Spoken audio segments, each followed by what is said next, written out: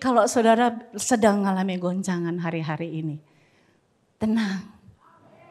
Saudara akan berubah. Saudara akan menjadi pribadi yang berbeda. Saudara akan bersyukur akhirnya. Kita akan tiba pada satu momen dan bilang, oh, untung ada peristiwa itu. Kalau enggak aku enggak dewasa. Amin.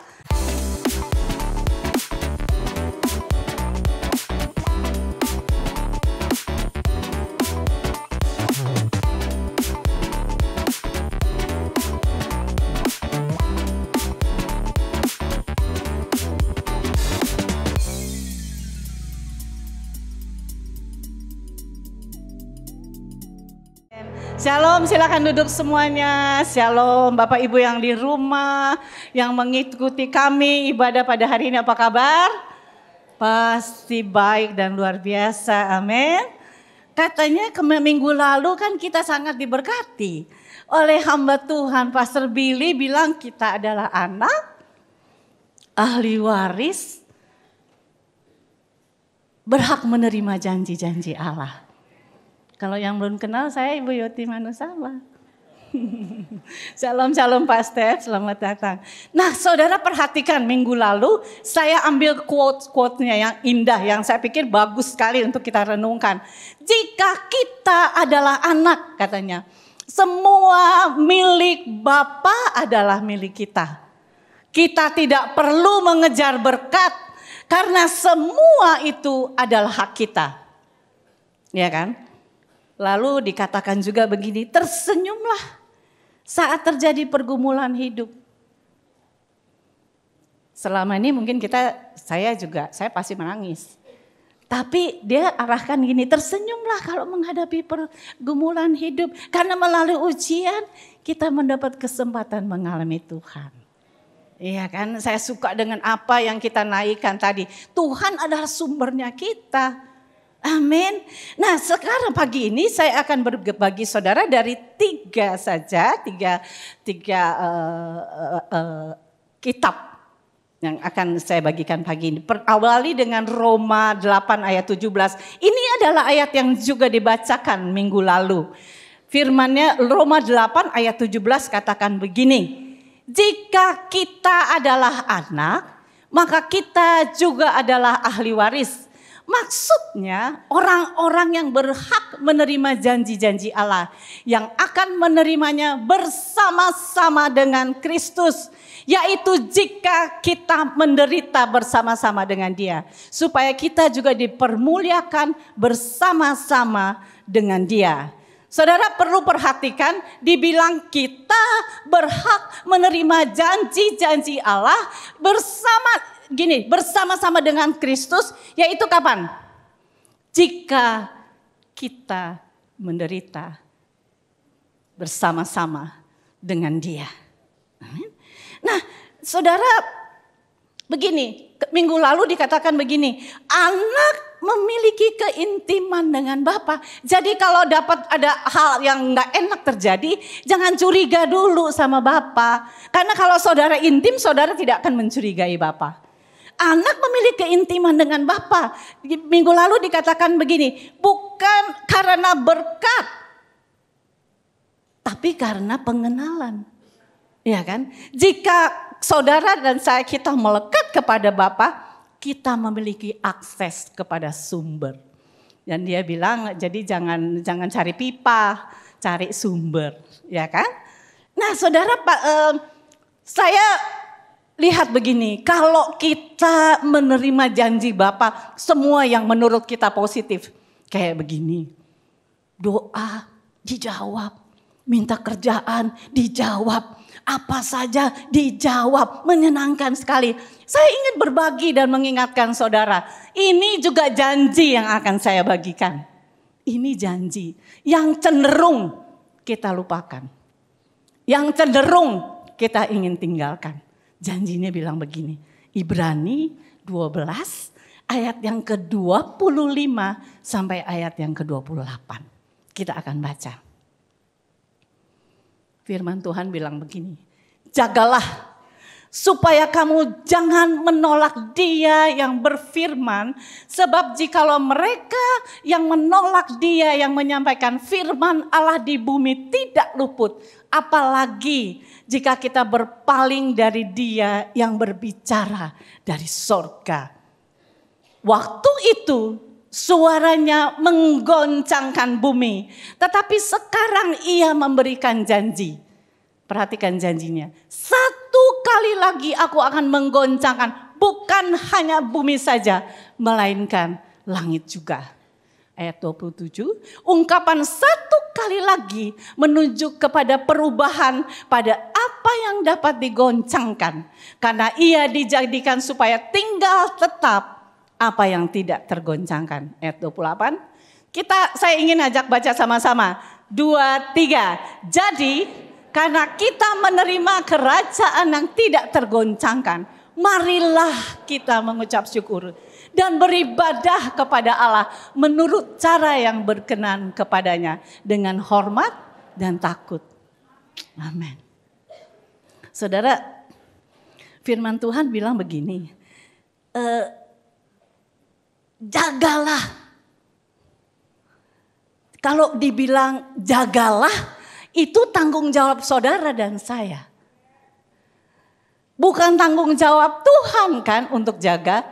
Jagalah itu tanggung jawab saudara dan saya. Jagalah supaya apa? Supaya kamu jangan menolak Dia. Ini kan? Janjinya bilang begini ayat 26. Waktu itu suaranya menggoncangkan bumi. Tetapi sekarang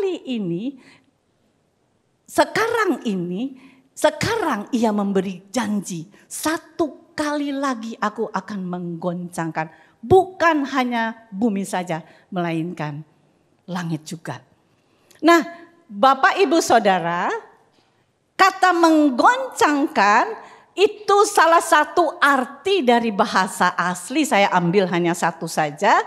Bilang itu artinya begini, digulingkan dari rasa aman dan nyaman. Kayaknya familiar ya. Banyak kali saya rasakan itu. Banyak sekali bukan? Berapapun umur saudara, saudara tahu apa itu goncangan. Digulingkan dari rasa aman dan nyaman. Jadi begini, kalau tiba-tiba saudara mengalami goncangan dari rasa aman dan nyaman saudara. Saya mau ingatkan pagi ini janji. Oh, ini janji.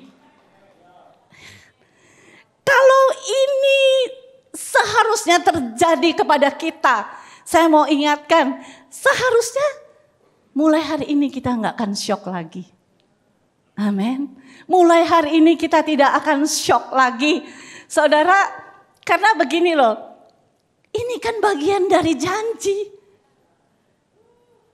Ini bagian dari janji. Lalu kalau saudara tahu teman saudara ngalami goncangan, lalu saudara bilang gini, mangkali dia ada dosa. Mangkali, saudara bayangin kan? Tapi ini janji buat dia. Dia sedang ngalami, saudara saja yang kesian, kenapa menghakimi? Iya kan? Dia bilang begini, jadi ingat sekarang, mulai sekarang.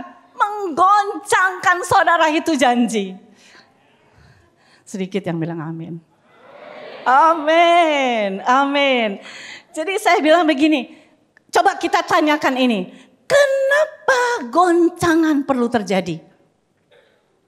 Kenapa goncangan perlu terjadi? Supaya perubahan terjadi. Kalau saudara dan saya tidak ngalamin goncangan, perubahan tidak pernah terjadi dalam hidup kita. Saudara yang tepuk tangan pasti lagi ngalami goncangan. Tapi maksudnya begini, kita paham sekarang, gak usah takut goncangan. Ini janji, saya akan berubah, saya tidak akan sama lagi. Jadi kalau saudara mau ukur saudara, jangan bandingkan diri saudara dengan tetangga, dengan saudara yang lain, dengan teman-teman Casey. Bandingkan diri saudara dengan saudara yang kemarin. Goncangan kan terjadi.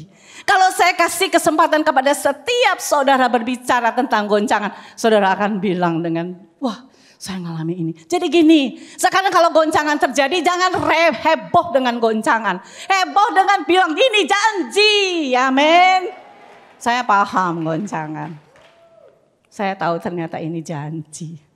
Janji cuma supaya saya berubah kok. Bukankah itu janji yang indah saudara? Iya kan? Nah begini ayatnya katakan gini, ungkapan satu kali lagi menunjuk kepada perubahan.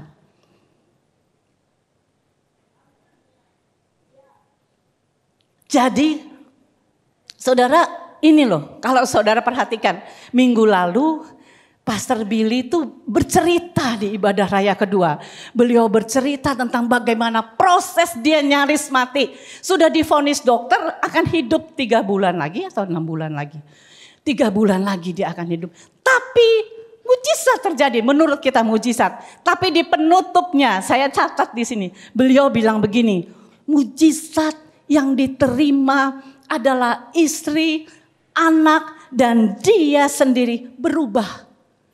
Beliau bilang begini, kesembuhan adalah bonus. Kesembuhan, kalau untuk kesembuhan Tuhan tinggal balikan tangan. Saudara sembuh, ini saya kutip dari beliau. Perubahan karakter membutuhkan respon kita. Iya kan? Makanya ini saya kutip juga. Setiap kali menghadapi persoalan tersenyumlah. Mulai sekarang. Kalau ada persoalan asik. Ini janji. Janji yang akan berubah saya. Amin. Saudara mesti bilang begini, kenapa saudara perlu tersenyum? Karena saudara sedang bilang gini, ini kesempatan. Saya akan mengalami Tuhan. Amin. Saya akan diubahkan menjadi orang yang lebih dewasa. Karena banyak perkara besar dalam hidup kita sebagai anak-anaknya akan terjadi. Jadi kalau saudara sedang mengalami goncangan hari-hari ini, tenang. Saudara akan berubah. Saudara akan menjadi pribadi yang berbeda. Saudara akan bersyukur akhirnya kita akan tiba pada satu momen dan bilang, oh, untung ada peristiwa itu. Kalau enggak aku enggak dewasa. Amin. Jadi ini janji saudara.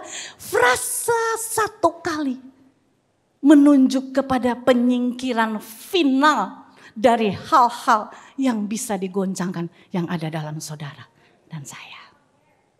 Iya kan? Begini. Goncangan kiranya tidak membuat kita menolak Tuhan.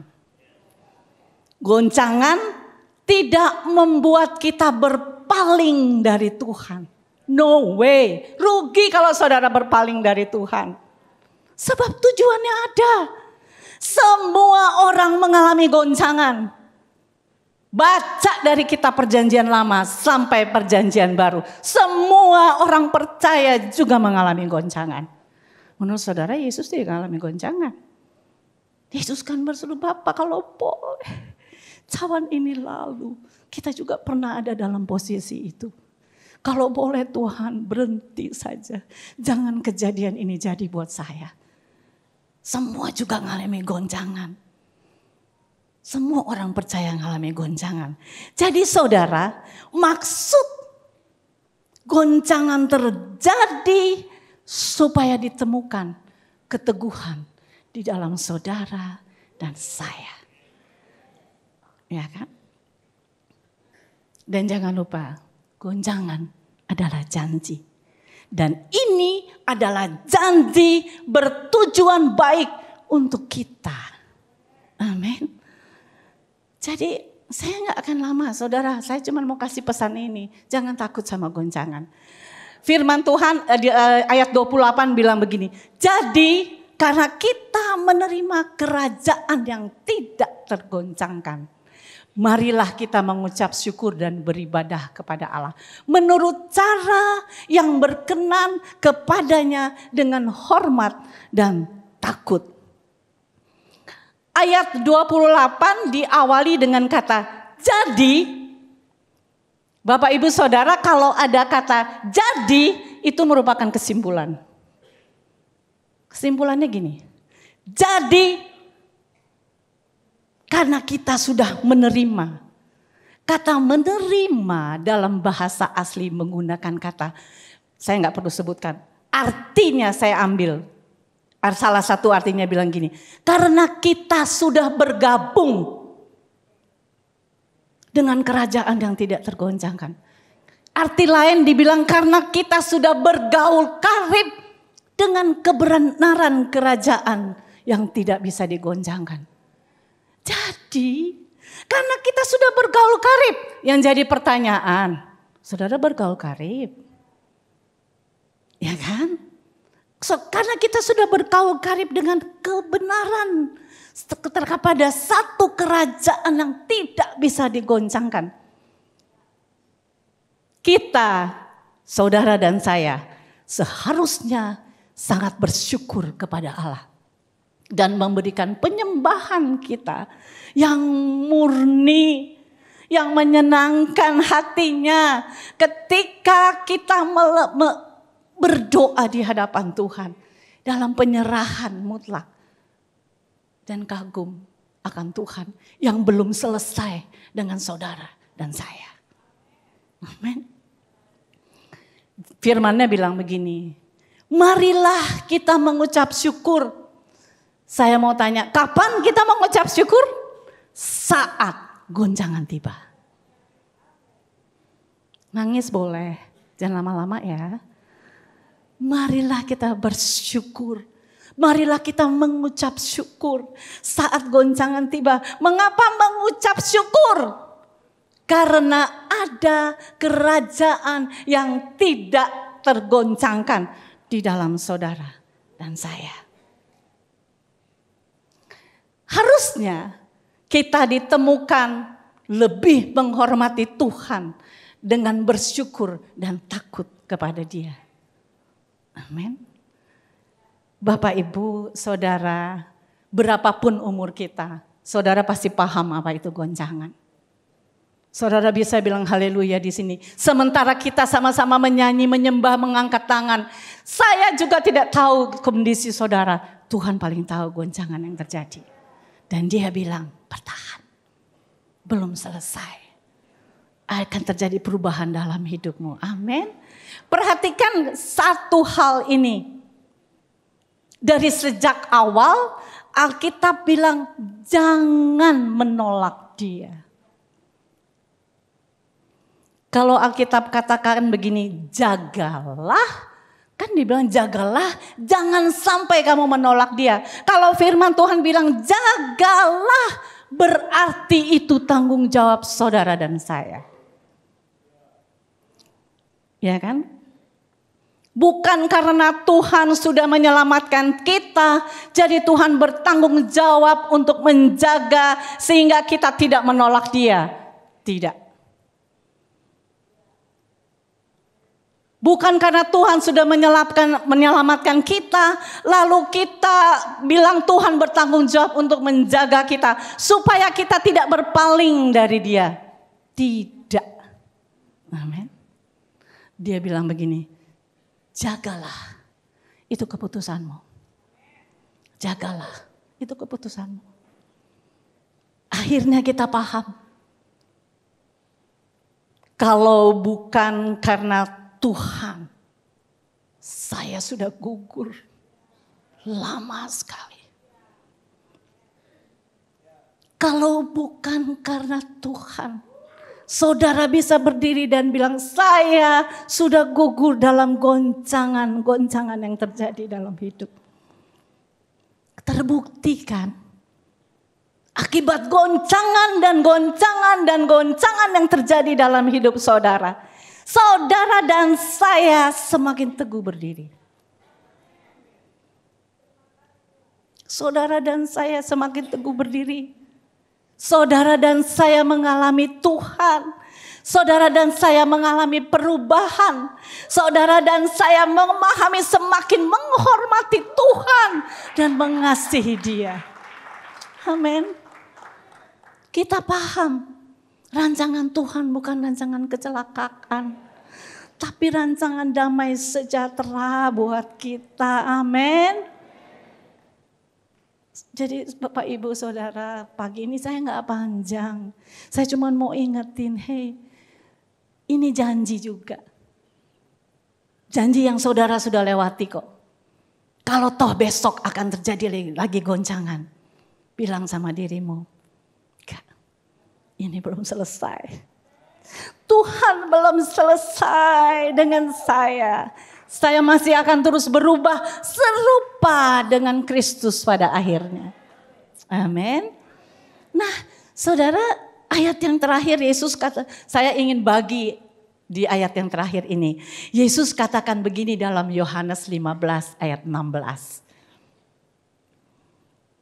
Ini adalah perkataan Yesus kepada para murid. Di judul perikopnya adalah perintah untuk saling mengasihi. Ayatnya bilang begini, bukan kamu yang memilih aku, tapi akulah yang memilih kamu.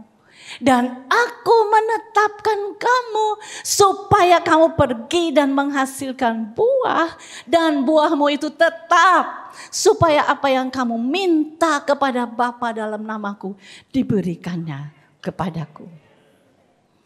Saudara, hal yang perlu dicermati, kita dipilih. Setelah dalam proses memilih, Yesus bilang begini, aku menetapkan kamu.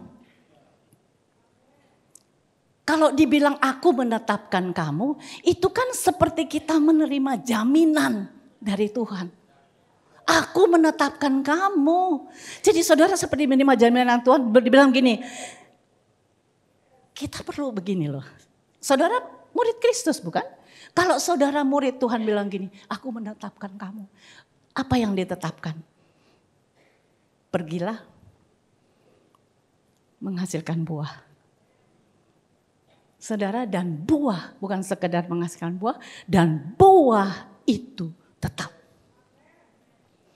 Gini. Saya mempermudah semua saudara memahaminya. Tuhan pilih siapa yang pantas untuk dipisahkan. Tuhan pilih siapa yang pantas untuk dipisahkan. Dipilih kan dipisahkan. Jadi saudara adalah yang terpilih. Saudara dan saya kita adalah yang terpilih. Jadi begini saudara, dia bilang gini, aku telah menetapkan.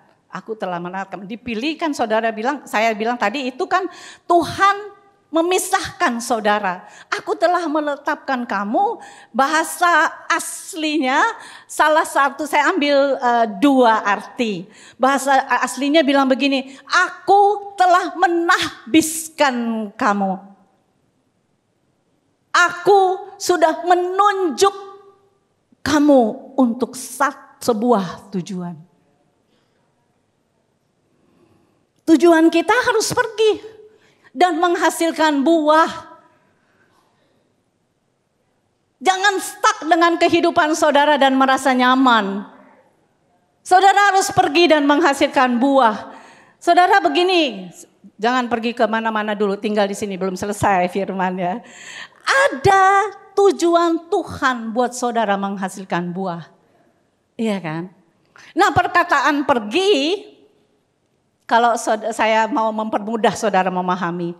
Pergi artinya saudara memimpin diri sendiri supaya konsisten. Saudara memimpin diri sendiri supaya konsisten, ada di bawah Tuhan punya perintah. Ya kan? Perintah Tuhan adalah pergi dan menghasilkan buah.